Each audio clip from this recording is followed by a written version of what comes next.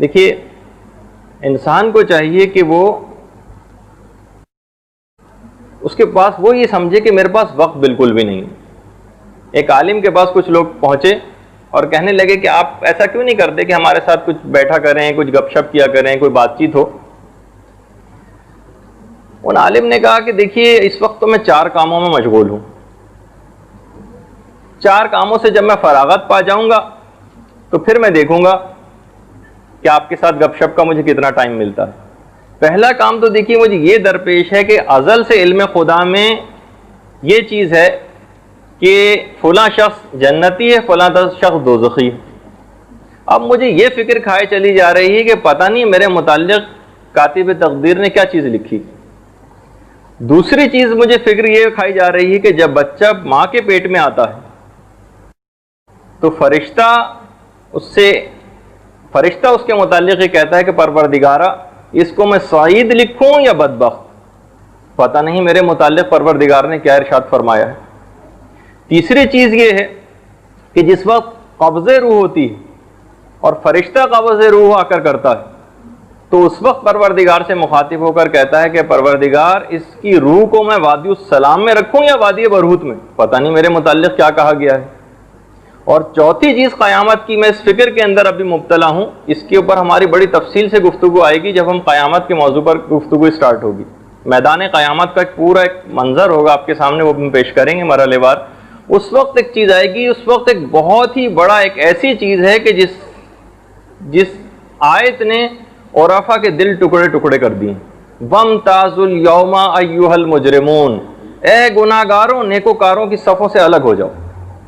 اس وقت یہ والی جو کیفیت ہوگی, انہوں نے کہا کہ پتہ نہیں کہ میں اس وقت اس صف سے علیحدہ ہونے والوں میں سے ہوں گا یا اس صف میں شامل رہنے والوں سے. جب یہ 4 چیزوں اور فکروں سے میں نجات پا لوں گا نا تو پھر آپ کے پاس گپ شپ کے لیے حاضر ہوں گا. تو یہی دیکھیے کہ یہ ساری چیزیں, ان فکروں کے ساتھ کسی بھی شخص کو کہاں اطمینان ہونا چاہیے. ہمیں تو باغ کی تکلیف سے معاف رکھو, جو پرانے ایک شاعر کا ایک شعر ہے, ہمیں تو باغ کی تکلیف سے معاف رکھو کہ سیر و گشت نہیں رسم اہل ماتم کی. باغ کی یعنی یہ سیر و تفریح کرنا اور لاؤبالی زندگی گزارنا, ابھی تک تو ہمیں جو خوف ایک آخرت کا ہے اور اپنی عاقبت کا ہے, اس کے تحت یہ ساری خوشیوں کے اندر مبتلا ہونا یہ ایک بے وقوفی, جبکہ پتہ ہی نہیں کہ ہمارے ساتھ کیا انجام ہونے والا. شیخ شوستری, جن کا میں اکثر حوالہ دیتا ہوں اور علم اخلاق کے اندر ان کا ایک بہت بڑا مقام تھا, وہ فرماتے تھے کہ مجھے ڈر لگتا ہے کہ کہیں میری زندگی کے آخری ایام بدترین ایام نہ ہوں اور میرے دل میں سوائے خدا کے کچھ اور باتیں بھی میرے دل کے اندر موجود ہیں. اصول کافی کے اندر ایک روایت ہے اور راوی ہیں ابو اسامہ. ابو اسامہ کہتے ہیں کہ میں امام صادق علیہ الصلوۃ والسلام کے ساتھ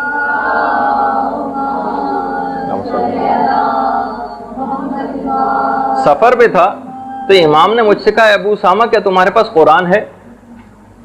میں نے کہا جی ہاں مولا ہے. کہا اچھا ایسا کرو قرآن پڑھو. سفر میں ساتھ چل رہے ہیں گھوڑے پہ. کہا میں نے قرآن پڑھنا شروع کیا. امام بہت زیادہ متاثر ہوئے. کہا ہے ابو اسامہ اپنے دل کی محافظت کرو. دن و رات کے اندر کتنے ہی اوقات مومن کے دل میں ایسے آتے ہیں, اوقات ایسے آتے ہیں کہ جب نہ اس کے دل میں ایمان ہوتا ہے اور نہ کفر ہوتا ہے. اے ابو اسامہ کیا کبھی تم اپنے دل کی طرف رجوع کرتے ہو اور اس میں کبھی دیکھتے ہو کہ کبھی نہ اس کے اندر یاد خدا ہوتی ہے, نہ کوئی ارادہ آخرت ہوتا ہے, نہ کوئی شوق بہشت ہوتا ہے. واقعی اگر آپ اپنے دل کو بھی ٹٹول کر دیکھیں تو بعض اوقات ہمارا دل بالکل خالی ہوتا ہے, کوئی چیز ہے ہی نہیں اس کے اندر. بلکہ کہنے لگے مولا کہ ابو اسامہ یہ بھی اکثر کبھی تم نے دیکھا ہوگا کہ تم کبھی یہ بھی نہیں جانتے کہ تمہارا دل کہاں ہے, تمہیں پتہ ہی نہیں ہوتا کہ تم کدھر ہو اس وقت. تو کبھی ہم اپنے دلوں کے اندر دیکھتے ہیں کہ ابھی آپ کے اور ہمارے دلوں میں شاپنگ کا خیال ہوتا ہے, کبھی کسی ڈرامے کا خیال ہوتا ہے, کبھی کسی کاروبار کی چیز کا خیال ہوتا ہے, کبھی کسی رشتہ دار کی بات ہوتی ہے, تو کبھی کوئی لڑائی کی بات ہوتی ہے. تو مولا ابو اسامہ گھبرا گئے. مولا میں تو کچھ بھی نہیں ہوں, میں تو پورے کا پورا غفلت میں ہوں, میں کیا کروں؟ امام نے کہا کہ اے ابو اسامہ میں جانتا ہوں. دیکھو کبھی دل جو ہے نا ایک پرانے کپڑے کی مانند ہوتا ہے, بوسیدہ کپڑا, کل خرقت البالیہ, بالکل ایک بوسیدہ کپڑا جو ایک اشارے سے پارا پارا ہو جاتا. علامہ مجلسی نے باقاعدہ لکھا ہے کہ امام نے یہ پرانے کپڑے سے جو تشبیہ دی ہے کہ پرانا کپڑا بوسیدہ کپڑا کتنی جلدی پارا پارا ہو جاتا ہے بنسبت ایک نئے کپڑے کے. تو امام نے جو ایک تشبیہ دی ہے بڑی بلیغ تشبیہ ہے اس کے اندر کہ کل خرقت البالیہ، بالکل ایک پرانے کپڑے کی طرح تمہارا دل ہو جاتا ہے کبھی جو ایک وسوسے سے پارا پارا ہو سکتا. اے ابو اسامہ اپنے دل کی فکر کرو، اپنے دل کی محافظت کرو. جب کبھی تم کبھی کسی راہ کے اوپر چل رہے ہو تو سوچو کہ یہی تمہارا جسم اس زمین کے اندر دفن ہو جائے گا. کبھی کسی گھر سے انتقال کی کوئی صدا بلند ہو تو یہ سوچو کہ کبھی تمہارے لیے بھی ایسی صدا بلند ہوگی. اور جب کسی مجلس ترہیم کسی کی دیکھو تو سوچو تمہارے متعلق بھی ایسا ہی ہوگا.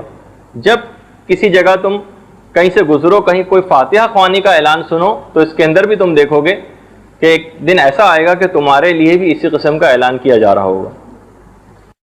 تو بہرحال ہر وقت انسان اپنی موت کو یاد رکھے، اور ایک ایسی چیز ہے کہ اس کو یاد رکھنے کے معنی یہ ہیں کہ اس راہ کے اوپر مسلسل قدم آگے بڑھاتا رہے اور دنیا کی چیزوں کو بہت زیادہ اہمیت نہ دے، اپنی مکمل آخرت کو بنانے کی فکر کرتا رہے. دنیا تھوڑی بہت اگر کم بھی ہو جائے تو کوئی پرواہ کی بات نہیں. برحمتك يا ارحم الراحمين وصلى الله على محمد وآله